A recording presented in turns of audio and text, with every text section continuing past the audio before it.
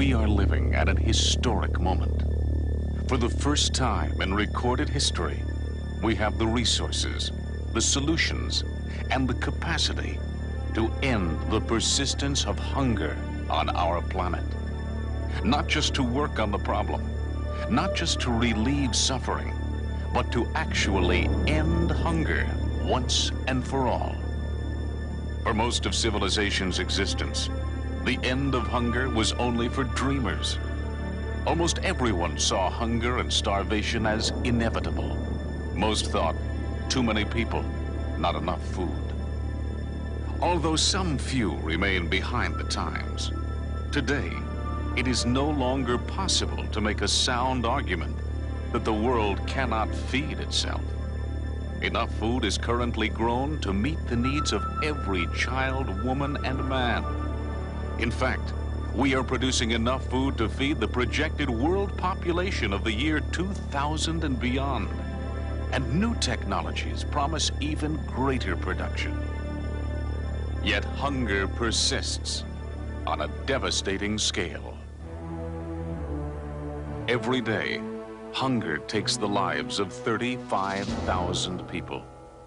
24 every minute. Most are children. More people have died as a result of hunger in the past 3 years alone than were killed in World Wars I and II combined.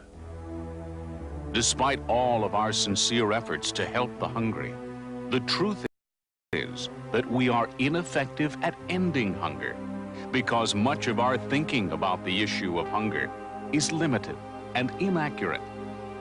For most of us, when we hear the word hunger, we picture the famine victims we have all seen on the evening news.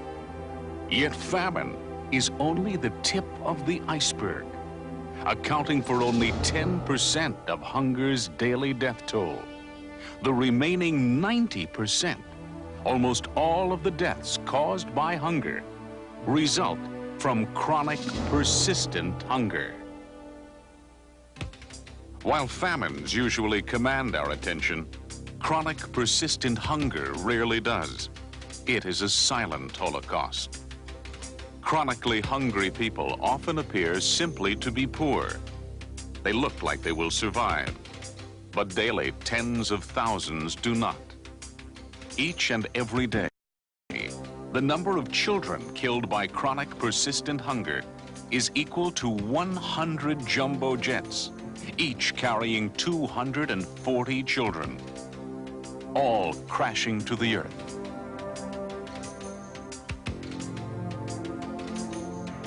But these jet crashes never make the headlines. Somehow, despite our vast worldwide communications network, this unparalleled disaster happens out of sight and out of mind. Given the enormous scope of this human tragedy, having an accurate understanding of the nature of this problem is truly a matter of life and death.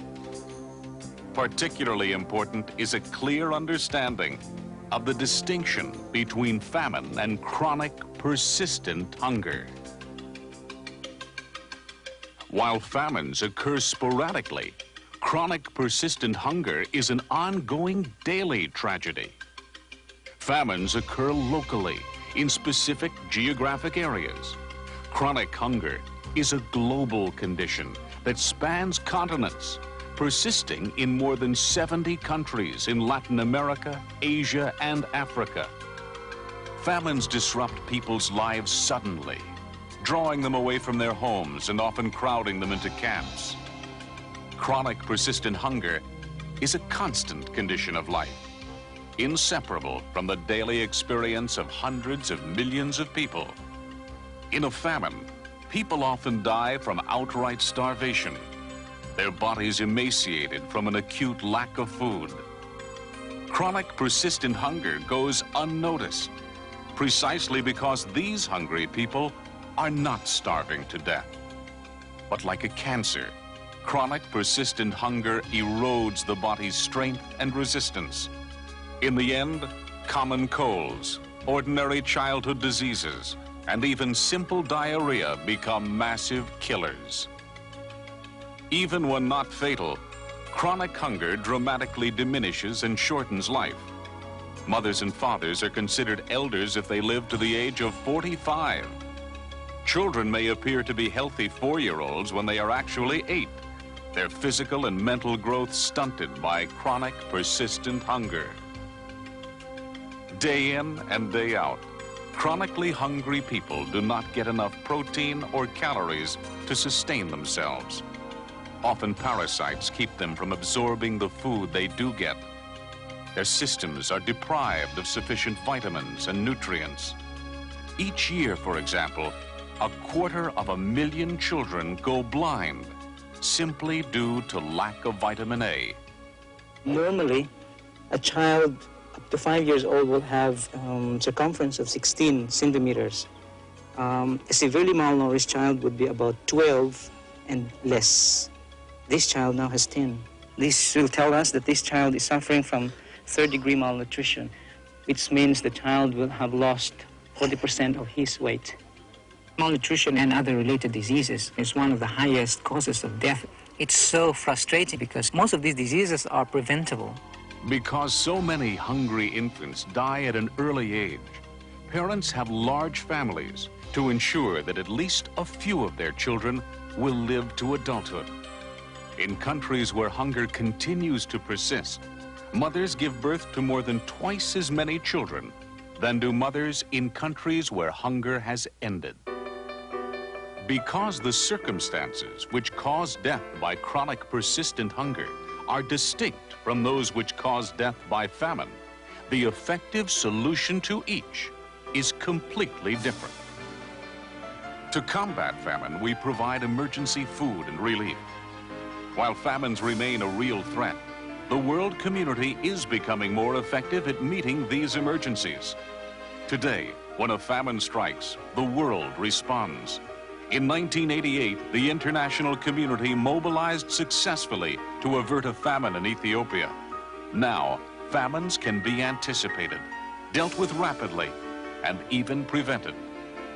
Yet a similar global effort to end chronic persistent hunger has not been launched. At least 500 million people face hunger every day, not because of a drought, flood, or other emergency, but because they do not have the resources to buy or grow the food they need. No matter how hard they work, chronically hungry people do not have the chance to be productive. To state it simply, they do not have the opportunity to bring their own hunger to an end. But without opportunity, hungry people cannot end their hunger. To provide that opportunity, people must have access to education, to health, to pure water and effective sanitation, to protective vaccination, to family planning services. Opportunity means access to land, to seeds, to agricultural tools. Opportunity can be provided by agricultural research and by the knowledge acquired through extension services of improved farming techniques and irrigation methods. Opportunity will be created by essential rural infrastructure, by roads, by transport, by storage and processing facilities. Opportunity requires credit for the purchase of land, for the improvement of irrigation, for the acquisition of equipment, of livestock, of poultry. With opportunity, full, free, and open opportunity, hungry people can generate the resources they need to feed themselves and their families, and to bring their own hunger to an end. When hungry people are given a chance, hunger will be ended, and the needless deaths of 35,000 people every day will be prevented. For the first time in world history, the end of hunger is possible. By acting now, we can turn this possibility into a reality. What needs to be done is to call forth a new era for ending hunger. an era in which the critical distinction between famine and chronic persistent hunger becomes so widely known that decisive and effective actions are taken. An era in which providing opportunity for hungry people becomes one of the priorities on the economic and political agenda. An era in which the necessary resources are reallocated so that hungry people can end their own hunger. This job will not be easy. It is a tough challenge, but it is a job worth doing, a job that embodies the greatest expression of what it means to be human. And above all else, it is a job that can be done.